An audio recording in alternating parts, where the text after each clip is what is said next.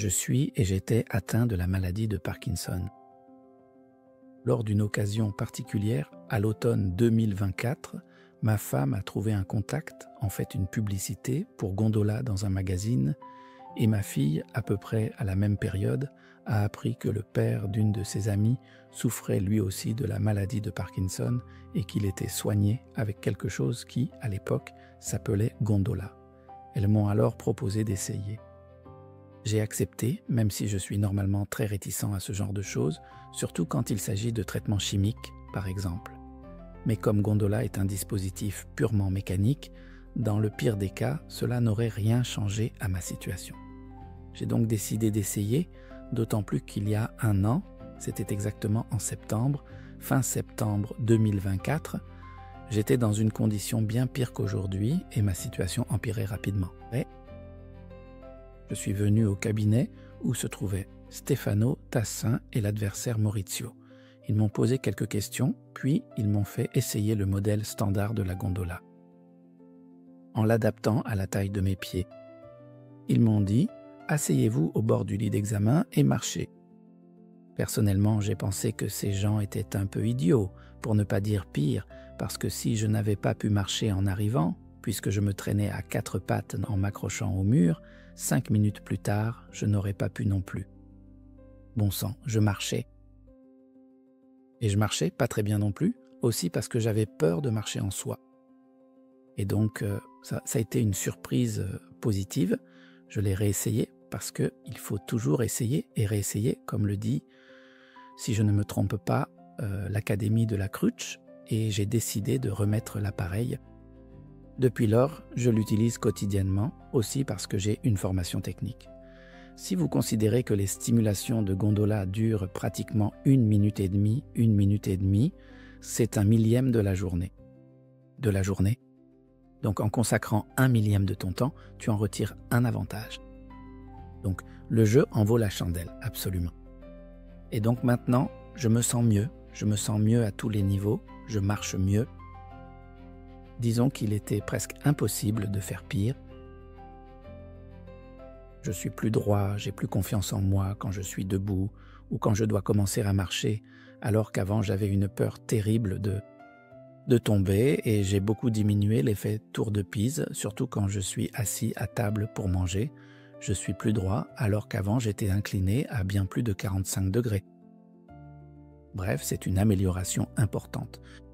Nous faisons presque quotidiennement de belles petites promenades avec ma femme. Ce ne sont plus les promenades d'autrefois, qui étaient de vraies promenades, mais maintenant, cela semble intéressant.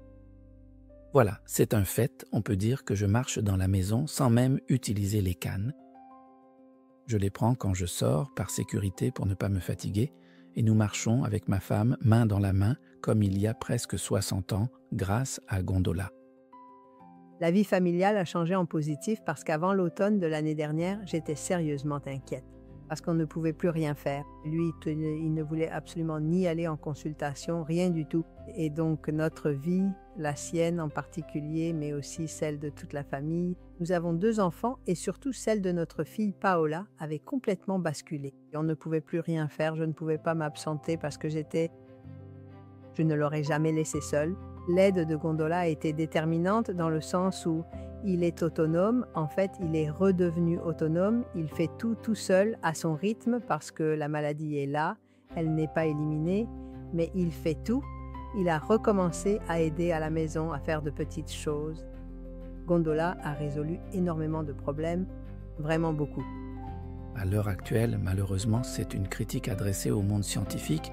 Il n'y a qu'un seul principe qui prévaut pour la maladie de Parkinson, c'est la dopamine, seulement la dopamine. Au contraire, Gondola aide aussi à diminuer la prise, donc ça, bien sûr, on n'arrive pas à la supprimer complètement, mais disons que par rapport à ce que je prenais il y a 1 an, j'ai réduit d'environ 30% ma prise quotidienne de dopamine.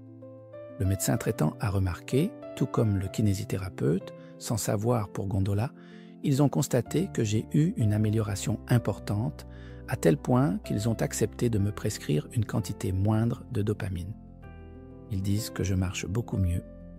Tout le monde remarque une amélioration et moi, qui l'expérimente au quotidien, Je vois que je fais plus de choses, mais je n'en suis pas si sûr, disons. En revanche, ceux qui me voient périodiquement, comme cet infirmier une fois tous les mois et demi, disent qu'à chaque fois, j'améliore ma marche. Nous n'avons pas informé le neurologue qui le suit du fait que Paolo utilise cette gondola et c'est étonnant car à chaque visite de contrôle, elle est surprise et dit « Mais enfin, c'est incroyable ». Et je suis sûre, ça me fait un peu sourire, je suis certaine qu'ils attribueront ces progrès à eux-mêmes, aux soins qu'ils lui donnent, à la physiothérapie qu'ils lui font faire. Et non, en réalité, je le sais, je pense qu'ils devraient aussi se demander « Mais est-ce que celui-ci ne fait pas quelque chose ?»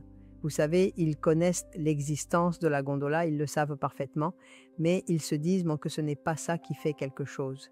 Pourtant, ils reconnaissent l'amélioration. Donc l'amélioration n'est pas subjective, elle est objective. Un effet vraiment important de la gondola, c'est qu'elle m'a été présentée.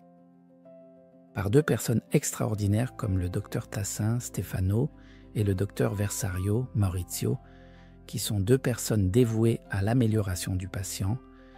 Ils veulent vraiment aider la personne à s'améliorer considérablement.